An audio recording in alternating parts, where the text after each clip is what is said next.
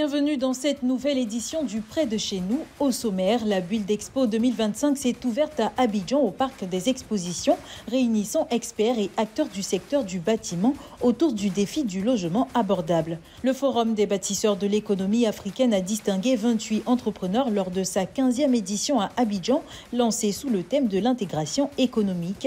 Et le constructeur automobile BYD a dévoilé à Abidjan son nouveau modèle hybride rechargeable. Construire plus, mieux et localement, c'est l'ambition affichée par la Côte d'Ivoire à l'ouverture de Build Expo 2025 ce mardi à Abidjan. Face à une croissance démographique soutenue et une demande accrue en logement, le ministre de la Construction, Bruno Nabagné-Koné, a rappelé l'urgence d'agir.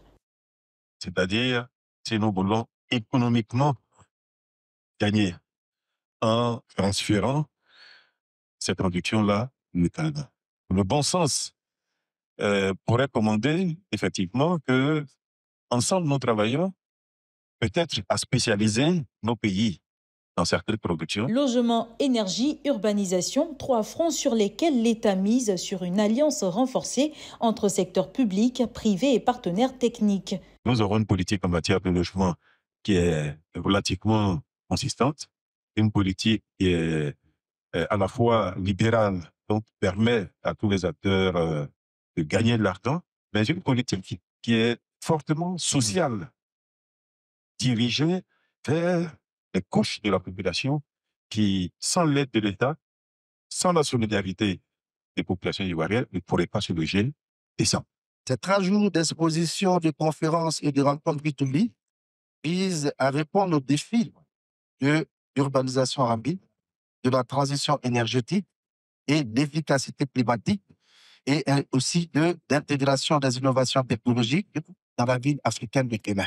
Experts et professionnels venus de toute l'Afrique participent à cette édition pour partager innovation, retour d'expérience et projets pilotes. Abidjan a accueilli la 15e édition du Forum des bâtisseurs de l'économie africaine, un rendez-vous désormais clé pour les décideurs et entrepreneurs du continent. Sous le thème « Faire de l'intégration économique le moteur de l'émergence de l'Afrique », l'événement a rassemblé chefs d'entreprise, ministres et acteurs économiques autour de la nécessité d'une coopération accrue entre pays africains. Nous sommes à cette année charnière. Aujourd'hui, maintenant, les 19 mois, mais dès demain, nous commençons à préparer les 20 ans des bâtisseurs et nous espérons que vous serez encore avec nous. Ce soir, nous célébrons cet événement sous le signe de l'intégration économique africaine. Une impression de satisfaction et pour laquelle je vais remercier et féliciter le promoteur de cet événement, M. Lehoré, qui fait un bon travail depuis une bonne vingtaine d'années. Le Premier ministre, son Excellence M. Begré Mandé, nous a demandé de venir le représenter pour encourager cette initiative qui met en avant les talents africains, surtout les hommes d'affaires qui construisent l'Afrique. Moment fort de la soirée, 28 personnalités du monde économique ont été distinguées pour leur engagement en faveur du développement régional. Le fait de recevoir ce prix aujourd'hui montre qu'aujourd'hui, tout le monde a conscience que l'Afrique a sa place à jouer, peut tirer son épingle du jeu en ce qui concerne le financement innovant et qu'on va en tirer profit grâce à des entreprises comme Infinity Africa Group. Parmi les défis évoqués, la faible intégration des femmes entrepreneurs à l'échelle régionale, un frein encore important à l'unité économique du continent. La marque chinoise BYD a frappé fort. À l'occasion d'une conférence de presse immersive à Abidjan, le constructeur a levé le voile sur son tout nouveau modèle hybride rechargeable, symbole de son engagement pour une mobilité durable en Côte d'Ivoire. Ce lancement s'inscrit dans une stratégie ambitieuse de transformation du paysage automobile ivoirien. Avec notre partenaire BYD, nous avons décidé de lancer ce nouveau véhicule, donc la BYD Song Plus, qui est un véhicule équipé d'une technologie révolutionnaire. C'est un hybride rechargeable qui permet donc de rouler sur un moteur électrique. Donc, vous avez un moteur électrique qui entraîne le véhicule. Vous pouvez recharger une batterie qui va vous donner environ 100 km d'autonomie uniquement en électrique. Doté d'une autonomie de 1100 km, d'une consommation réduite à 5 litres pour 100 km et d'une faible empreinte carbone, ce véhicule incarne la rencontre entre innovation technologique et respect de l'environnement. C'est un véhicule qui est hautement technologique aujourd'hui et ce qu'il faut retenir, c'est deux choses. C'est un véhicule qui fait 1100 km d'autonomie et qui consomme 5 litres au 100.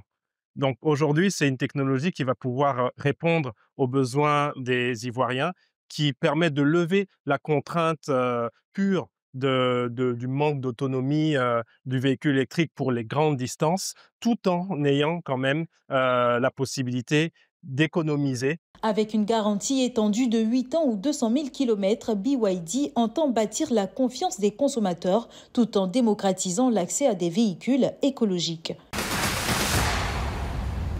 Invitée à la dernière tribune hebdomadaire du Centre d'information et de communication gouvernementale dédié au financement des PME, la directrice générale Joëlle Christelle Kouassi a présenté les outils mis en place pour assurer la stabilité et la compétitivité des entreprises locales. Les banques ont besoin de se rassurer de ce qu'on a face à nous, une vraie PME.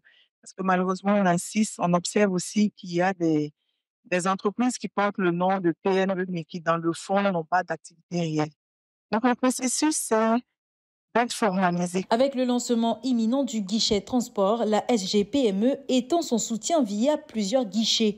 Mouvement des PME, agriculture et un guichet dédié aux femmes entrepreneurs, couvrant jusqu'à 80% des risques de financement. L'observation, c'est que les femmes, elles accèdent maintenant au financement, avec des niveaux de couverture plus élevés, pour justement permettre à ces femmes-là d'accéder, leur faire comprendre que le crédit n'est pas un frein.